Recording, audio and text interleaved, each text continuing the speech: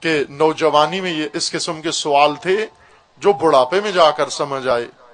میں اس لیے آپ کی خدمت میں عرض کر رہا ہوں کہ آپ کو بھی بڑھاپے سے پہلے یہ چیزیں معلوم ہو جائیں. ایسا نہ ہو کہ داڑھی سفید ہو اور پھر یہ حقائق آپ کو پتہ چلے.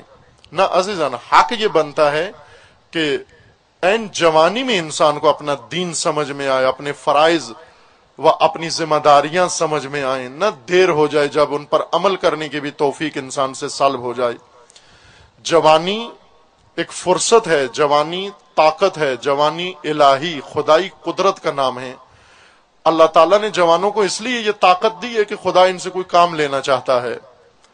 اس طاقت کے ذریعے سے کوئی ذمہ داریاں ہیں جوانوں کے جو ادا کرنا چاہتے ہیں، جس کے لیے انہیں طاقت کی ضرورت ہے.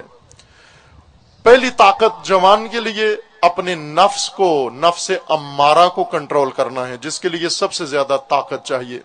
پہلی قدرت و طاقت جوان کی جوانی کس لیے چاہیے؟ اپنے نفس امارہ کو کنٹرول کرنے کے لیے. بہت زورور و زوراور ہے، وحشی درندے کی طرح ہے نفس امارہ. رسول اللہ مدینہ منورہ میں ایک دن گزر رہے تھے اور کچھ جوان پہلوانی کا مقابلہ کر رہے تھے، پتھر اٹھا رہے تھے تاکہ دیکھیں کہ سب سے بڑا پہلوان کون سا ہے.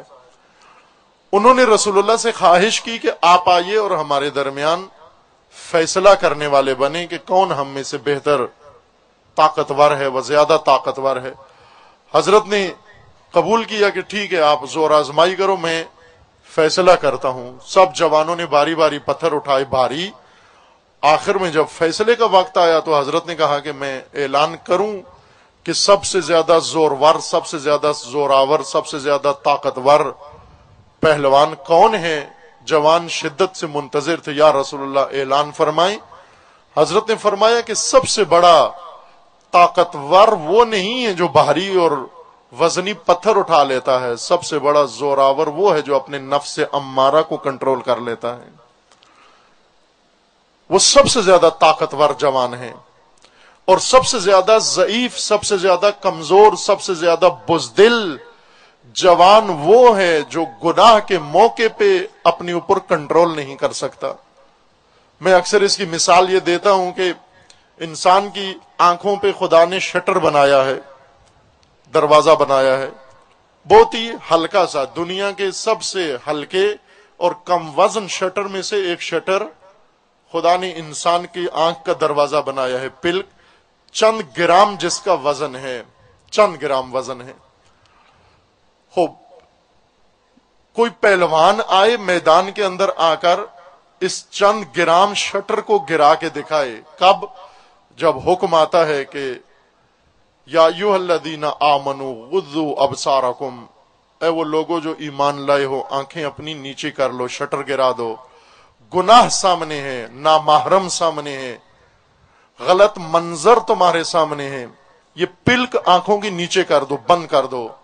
وہ کون پہلوان ہے جو یہ بتائے کہ میں کر سکتا ہوں اس وقت بند؟ جب نامحرم سامنے ہو، جب گناہ سامنے ہو، یہیں پر بزدل، یہیں پر ناتوان، یہیں پر بے طاقت، یہیں پر ضعیف سمجھ میں آ جاتا ہے. پتھر اٹھانے والے، ویلنگ کرنے والے پہلوان نہیں ہوتے، نفس امارہ کو کنٹرول کرنے والے طاقتور ہیں. جوانی توبہ کے لیے ہے. توبہ سب سے مشکل کام ہے. بزدل آدمی کبھی توبہ نہیں کر سکتا، کمزور کبھی توبہ نہیں کر سکتا، یعنی اپنی غلطی کا اعتراف نہیں کرتا. دلیری اور شجاعت کی ایک علامت یہ ہے کہ انسان اپنی غلطیاں مان لے.